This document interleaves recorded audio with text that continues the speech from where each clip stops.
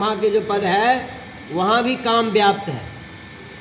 यहाँ तक कि भगवान शिव को भी काम ने बस में करने के सोचा तो भगवान ने जला ही दिए, तो क्रोध आ गया तभी जला दिए। क्रोध भी काम ही है। अगर गुस्सा आ जाए तो समझ लो ये भी काम है क्योंकि मनुष्य का सबसे बड़ा शत्रु ही क्रोध है। किसी पर क्रोध आ जाए से कहते हैं अगर हमसे कोई गलती हो जाती है और हमने गलत कर्म कर दिया कोई भी, तो हम क्या करते हैं उसके लिए? अपने आप को कभी डांटते हैं अकेले में जाके, जो भाई तुमने ये क्यों किया और तुम्हें क्या ऐसा करना शोभा देता है? नहीं, भगवान की श्राप है। आपने उनसे असत्य वचन कहे थे, ये सब उसी के कारण हुआ है। अब हमें उन्हीं की शरण में चलना चाहिए, तभी हमारी मनोकामना पूर्ण होगी। अपने दामाद के वचनों को सुनकर वह धन्य भगवान के पास गया और अत्यंत भक्ति भाव पूर्वक नमस्कार करके भगवान से बोला कि हे प्रभु, मैंने जो आपसे असत्य वचन कहे थे उसे आप क्षमा कर दो।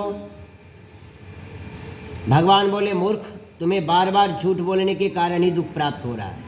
ममाज्ञाच दुर्बुद्धे लब्धम दुखम मुहुर मुहुर, तू बार बार मुझसे झूठ बोलता है और बार बार तुम्हें दुख भोगना पड़ता है। साधु वैश्य भगवान से प्रार्थना किया कि हे प्रभु, आपके माया से मोहित ब्रह्मा आदि देवता भी आपके रूप और माया को नहीं जानता है।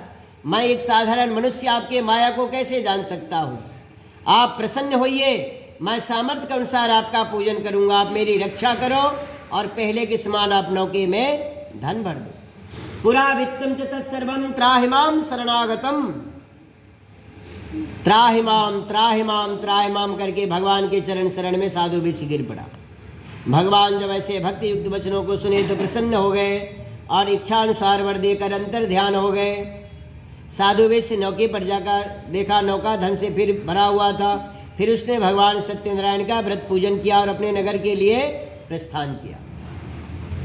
जब अपने नगर के निकट पहुंचा तो उसने दूत को आदेश दिया कि घर जाकर सूचना दे दो कि हम सब कुशल पूर्वक इस नगर के निकट आ गए। दूत साधु वैश्य के घर जाकर उसके धर्मपत्नी लीलावती को नमस्कार करके कहने लगा कि साधु वैश्य बहुत सा धन दान से संपन्न होकर इस नगर के निकट आ गए हैं।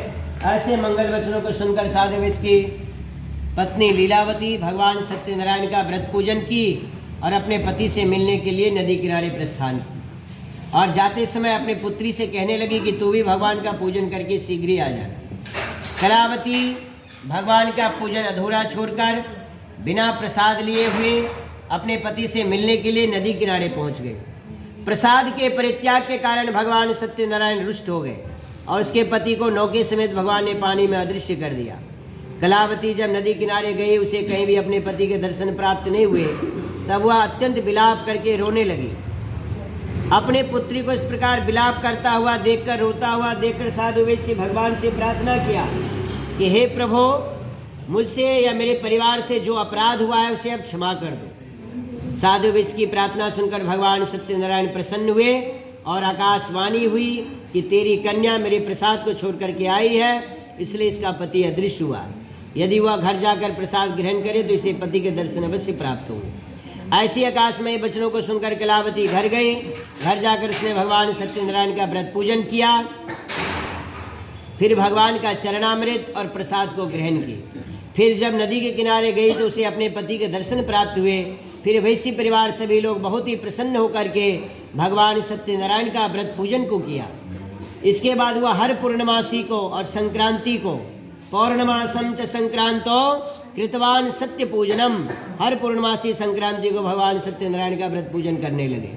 यह लोके सुखम भुक्त्वा चांते सत्यपुरम यो, और इस लोक में सुख भोग करंतो गत्वा सत्यपुर को प्रस्थान किया।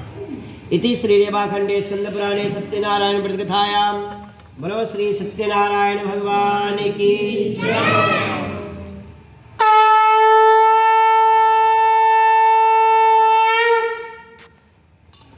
आगे श्री सूति कहते हैं कि हे ऋषियों, पूर्व समय में तुंगध्वज नाम के एक राजा था।